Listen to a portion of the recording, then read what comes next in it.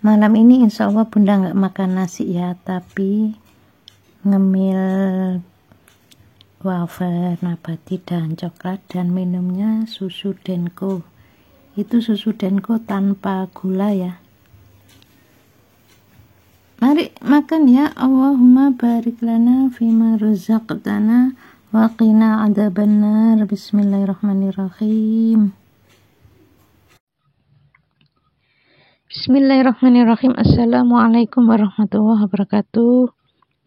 Tenggorokan berlendir, banyak omongannya yang memang tidak berguna. Jadi kalau ada orang ngomong itu langsung tersulut emosinya ya.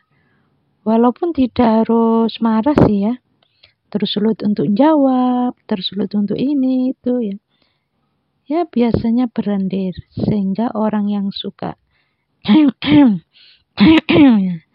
orang yang biasanya kecenderungan omongannya itu nyaut-nyaut ya. Jadi nyaut-nyaut kayak api. Harusnya kalau ada orang ngomong itu kan didengarkan ya. Didengarkan sampai selesai baru giliran ngomong, kan gitu. Ini ndak, omongannya belum selesai dia itu langsung nyaut-nyaut omongan. Itu bisa menyebabkan keluar lendir dari tenggorokan. Terus yang kedua, seringkali omongannya itu tidak berguna. Manfaat dunia nggak ada, manfaat akhirat nggak ada. Nah, itu nanti insya Allah akan keluar lendir. Walaupun diberi obat anti lendir pun, insya Allah keluar lendir terus. Ini sebagai peringatan dari Allah bahwa di situ ada omongannya yang memang tidak berguna. Ya, kalau sudah tahu ilmunya, ya secepatnya bertobat, mohon ampun pada Allah, berjanji nggak ngulangi. Jadi kalau ngomong ya yang manfaat saja, manfaat dunia atau manfaat akhirat. Jadi jangan ngomong yang nggak ada manfaat dunia nggak ada, manfaat akhirat nggak ada, ya jangan sampai seperti itu. Nanti insya Allah keluar lendir. Terus yang kedua, kalau ada orang ngomong, dengarkan sampai selesai ya. Jangan suka nyaut-nyaut kayak api. Jadi omongan belum selesai ya sudah nyaut-nyaut ngomong, ikutan ngomong. Nah itu nanti tenggorokannya berlendir. Jadi ada ya tetangga bunda itu sudah berpuluh-puluh tahun ya, bukan bertahun-tahun, tapi berpuluh-puluh tahun. Jadi kalau mau ngimam itu ya, ya. Kenapa seperti itu? Ya coba aja, sudah diberi obat anti lendir apa enggak? Jadi orang-orang yang semacam ini, kalau omongannya itu sering seperti itu, walaupun beliau seorang ustadz, kalau omongannya itu memang nggak berguna, yang nggak berguna itu maksudnya ya misalnya bahas mengenai sholat ya, terus dia nyaut omongan ya cerita-cerita kalau dirinya tuh ke Jepang, terus nginep di hotel. Nah ini kan nggak ada hubungannya dengan sholat itu tadi ya. Jadi seringkali ngomong yang nggak berguna, itu nanti akan diberi peringatan oleh Allah dengan keluar lendir.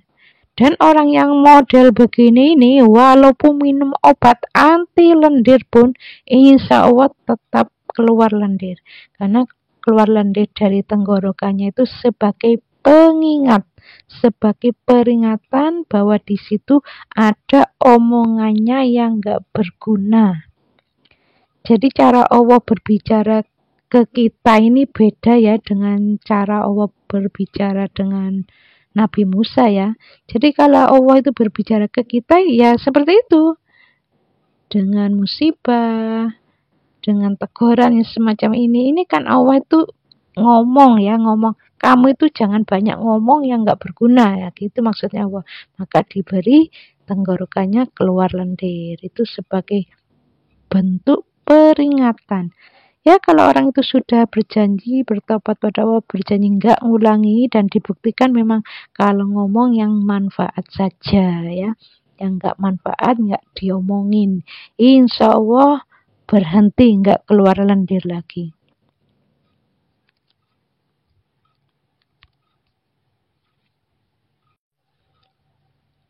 Mengenai pengapuran lutut ini kan sendi untuk ngangkat badan ya. Badan itu saya anggap ya tubuh ini keluarga ya.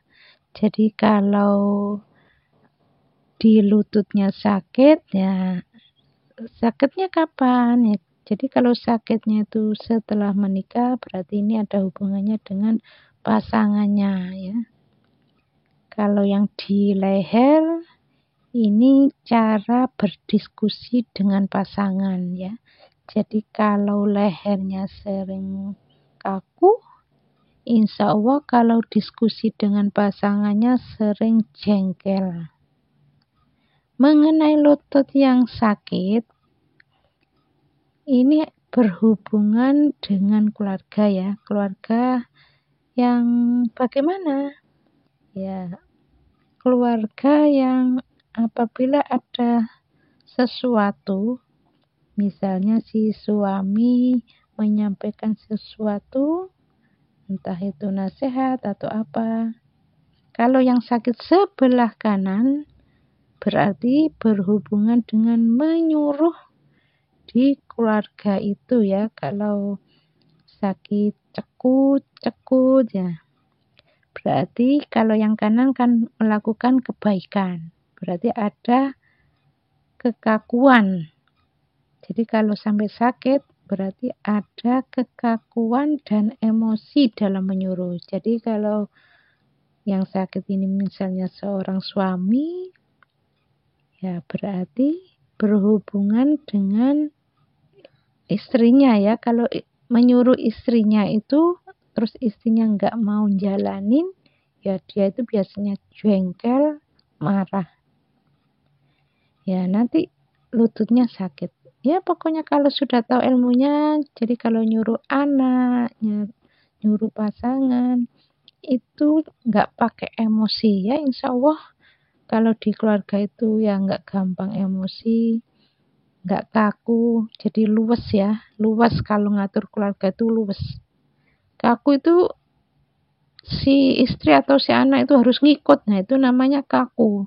Jadi kalau nyuruh-nyuruh ya nggak pakai emosi, insya Allah sendinya nggak sakit ya. Jadi kalau masalah leher, ada orang tuh sering ngomong kadang-kadang, oh lehernya kok sakit ya. Itu sampai diberi peringatan oleh Allah dengan lehernya sakit, berarti selama itu dia kalau berdiskusi dengan pasangan itu seringkali jengkel ya.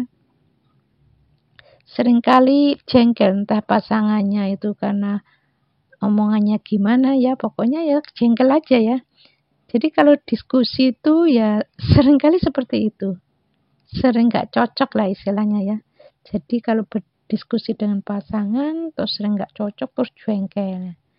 Ini nanti lehernya sering sakit kaku ya.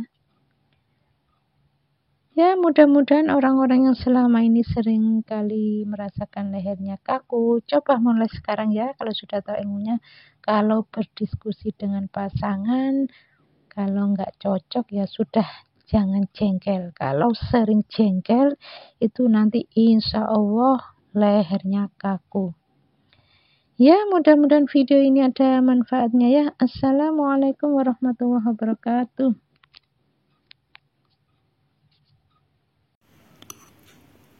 Ini sebenarnya mie sedap rasa bakso ya. Tadi saya rebus sebentar dan saya kasih kecap bangau ya biar sedap.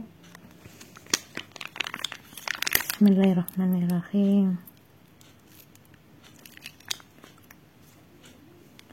Mari makan ya. Allahumma barik lana fima razaqtana wa qina adzabannar. Bismillahirrahmanirrahim. Bunda itu jarang-jarang ya makan mie. Kalau makan mie itu 1 bulan ya 3 kali, kadang cuma 2 kali. Pokoknya sangat jarang ya. Mari makan ya. Allahumma barik lana fima razaqtana wa qina adzabannar. Bismillahirrahmanirrahim.